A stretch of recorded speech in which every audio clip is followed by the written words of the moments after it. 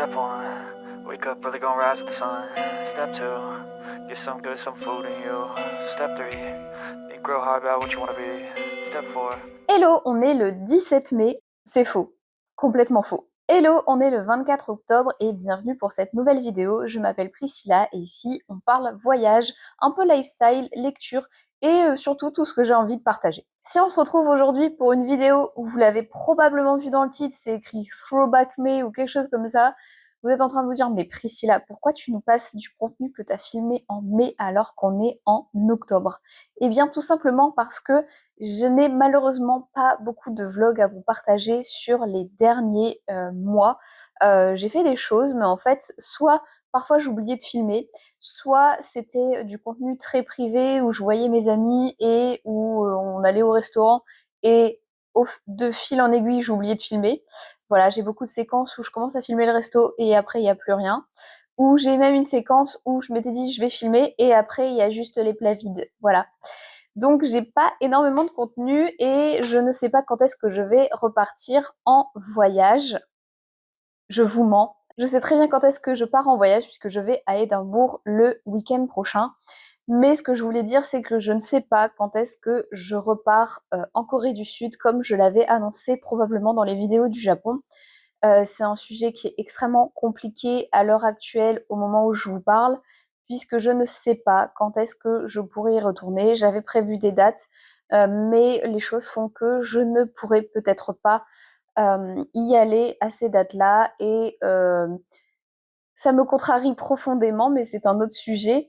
En tout cas, je n'ai pas de contenu voyage à vous proposer. J'ai d'autres contenus un peu plus construits à faire, mais il faut que je les prévoie et je n'ai pas eu le temps récemment de vous faire ça parce que j'ai enchaîné pas mal de services presse, pas mal de petits événements où j'ai pas forcément filmé, mais finalement où ça a été assez chronophage. Puis forcément, il y a la vie qui vient aussi vous apporter ces petites surprises pas toujours très agréable, donc ça a été plutôt compliqué pour filmer du contenu intéressant pour vous. Donc j'ai décidé de vous partager ce que j'avais filmé en mai et en juin que je n'avais pas eu le temps de monter. Là en l'occurrence vous avez le vlog de mai, mais il y aura une deuxième vidéo sur ce que j'ai fait au mois de juin. Au mois de juillet, vous savez déjà ce que j'ai fait puisque ça m'a pris tout le mois quasiment. Je suis allée au concert de Stray Kids et vous pourrez retrouver le vlog ici ou dans le petit i ou dans la description. Je vous remettrai le lien. Au mois d'août, il faudra que je vérifie, mais je ne pense pas avoir suffisamment de séquences intéressantes à vous montrer. Je pense que c'est beaucoup de morceaux ratés et de petits trucs par-ci par-là. Je vérifierai, il y aura peut-être un throwback d'août.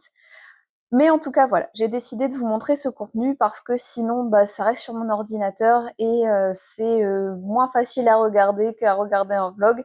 J'avais fait un petit réel sur le sujet de ce festival coréen sur mes réseaux sociaux, mais en tout cas, là, un petit vlog, c'est un peu plus sympa. Et puis, ça me permet aussi de vous parler un petit peu de ce genre de festival que je fais plutôt régulièrement dès que je peux descendre, notamment sur Paris, parce qu'il y en a quelques-uns dans le nord là où j'habite, mais souvent je vais faire ceux de Paris, j'avais fait K-Expo, j'ai pas pu faire les éditions précédentes, et j'ai aussi raté quelques festivals qu'il y a eu là fin septembre, je crois, au moment de Chuseok, parce que j'avais d'autres obligations. Mais en tout cas, il y a pas mal de festivals comme ça sur la culture coréenne à Paris, donc si jamais ça vous intéresse, n'hésitez pas à vous renseigner et à regarder régulièrement. Moi, j'aime bien faire ce genre de petits événements. Je trouve ça vraiment très sympa. C'est souvent gratuit aussi. Donc, il y a plusieurs activités. Il y a pas mal de choses à découvrir.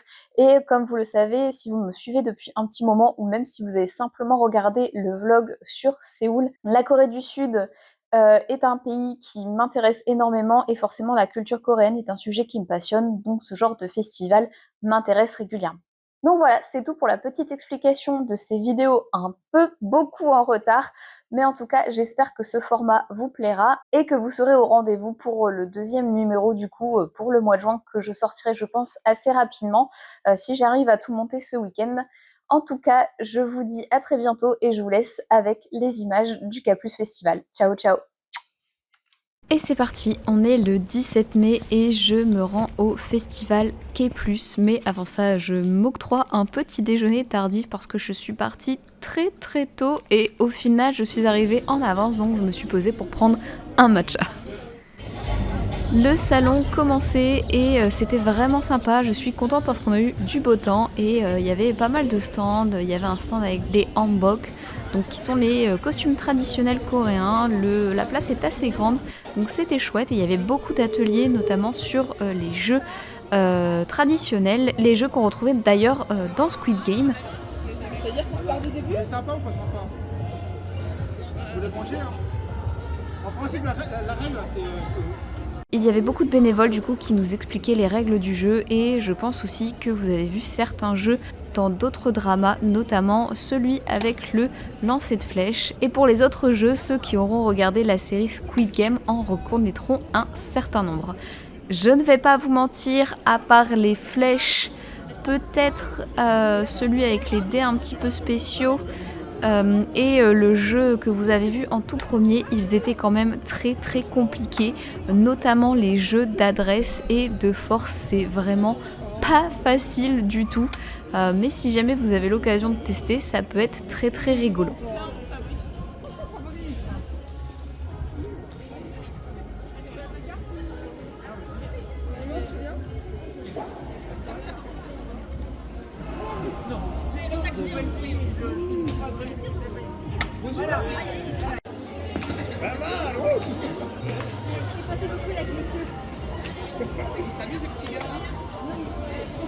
Le midi, petite pause kimbap et hot-dog, et l'après-midi j'ai fait un atelier pour faire des marque-pages avec du papier spécial, des petits pompons. Donc j'en ai fait 2. Alors sur place j'en ai surtout fait un et j'ai demandé aux organisateurs, puisqu'on était les derniers à passer, s'il était possible de reprendre 1 ou 2 feuilles pour en faire d'autres, parce que je trouvais l'activité vraiment très sympa. Ils nous ont tout expliqué et j'ai pu en refaire chez moi. Il y avait aussi pas mal de produits, notamment pas mal d'accessoires, des goodies liés à la K-pop, des associations pour apprendre le coréen, mais aussi des produits de cuisine ou de beauté. Et j'ai aussi participé à un atelier de calligraphie pour faire un éventail. J'ai trouvé cet atelier vraiment sympa. La personne qui était là pour animer cet atelier était vraiment très gentille, dans la bienveillance et dans les explications aussi du process avec les pinceaux, comment il fallait tenir, la pierre d'encre. Ça c'est quelque chose qui me fascine et que j'adore regarder dans les dramas. C'est vraiment ce moment où ils utilisent la pierre d'encre et ensuite ils tracent l'angle ou les caractères chinois en fonction de ce qu'on peut voir. Franchement c'était super cool et un grand merci à la dame qui m'a laissé filmer son dessin, parce que faire l'atelier et filmer en même temps c'est compliqué et malheureusement je n'avais pas de trépied sur moi pour m'auto-filmer.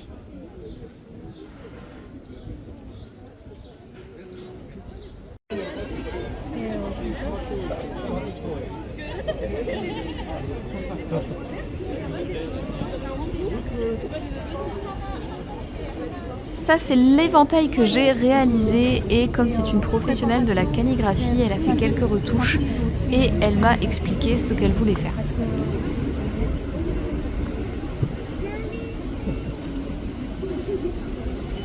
Peut-être il y a 3 bambous, c'est presque pareil. Donc tu pourrais varier l'épaisseur. Ok. Tu pourrais mettre protagoniste après le figurant. Ok. Donc il faut toujours avoir le figurant à protagoniste comme trame. Donc le trame, il y a tout le monde qui peut pas être.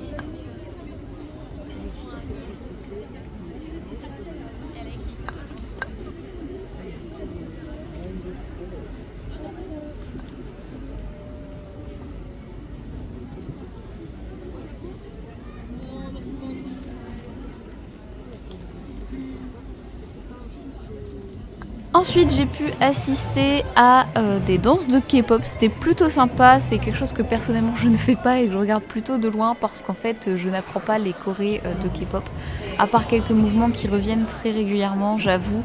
La coordination et moi en danse, ça fait 2 depuis quelques années, même si j'avais eu l'occasion de faire de la danse classique il y a très longtemps. Maintenant c'est compliqué d'être coordonné à ce point, mais c'est pas grave, c'est sympa à regarder. Et puis les danseurs, ceux qui se chauffent à apprendre les chorés, franchement bravo à eux parce que c'est impressionnant. J'ai participé à d'autres jeux, j'ai passé vraiment toute la journée sur ce salon, c'était vraiment très sympa.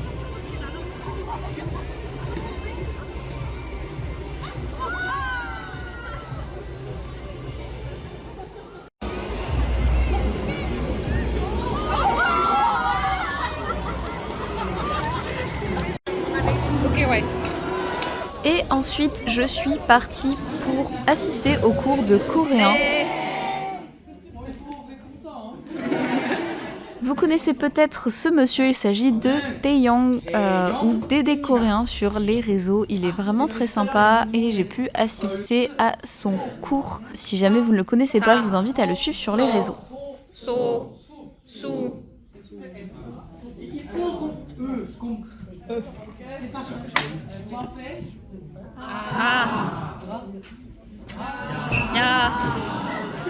Et ensuite je suis partie au restaurant que j'avais réservé pour mon anniversaire, puisque c'était juste un petit peu avant mon anniversaire, et donc j'ai retrouvé mes amis que vous avez d'ailleurs rencontrés au Japon et d'autres personnes qui étaient aussi là, c'était vraiment trop bien.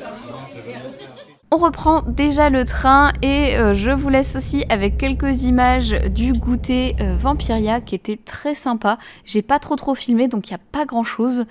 Et je suis aussi allée au musée de la piscine à Roubaix. Il se trouve que j'habite dans le nord depuis très longtemps. Et je n'ai jamais fait ce musée, donc voilà, c'était l'occasion de rattraper cette lacune. C'est un musée qui est très sympa, on y est allé un premier dimanche du mois, donc c'est gratuit. Et franchement c'est assez impressionnant, j'avoue, vraiment, quand on vous dit que c'est un musée qui est très beau, avec sa vitre très particulière et ce style artistique très particulier, c'est pas des mensonges, c'est vraiment très sympa.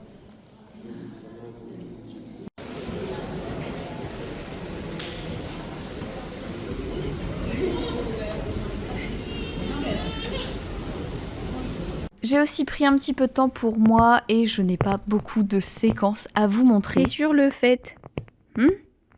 Ton canapé.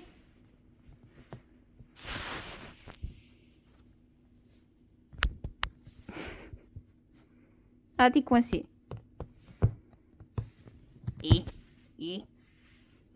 Ton canapé.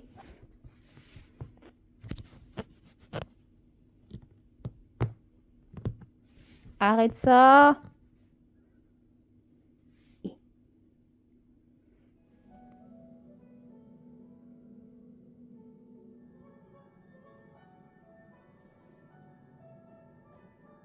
Mais j'ai quand même des petites séquences de mes chats, et notamment de Queenie qui est fascinée par les ombres et tout ce qui bouge.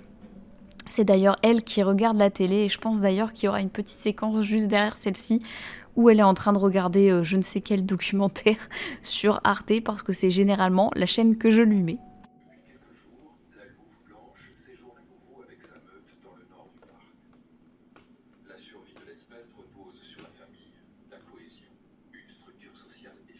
Encore des chats, puisque le mois de mai c'était juste avant les examens pour passer le 2e niveau de coréen pour les cours que je suis. Donc voilà, si jamais vous vous demandez ce que font les chats pendant que vous révisez, ils s'étalent sur vos cahiers, il n'y a pas d'autre solution. Ils sont là pour vous soutenir, mais surtout pour s'étaler sur vos feuilles. Donc voilà, je vous laisse avec cette dernière séquence. Si vous avez regardé jusqu'au bout, laissez un petit emoji chat dans les commentaires, comme ça je saurai que vous avez tout vu. Et on se retrouve probablement pas la semaine prochaine, mais la semaine d'après, j'espère, pour la 2e vidéo Throwback. À très bientôt.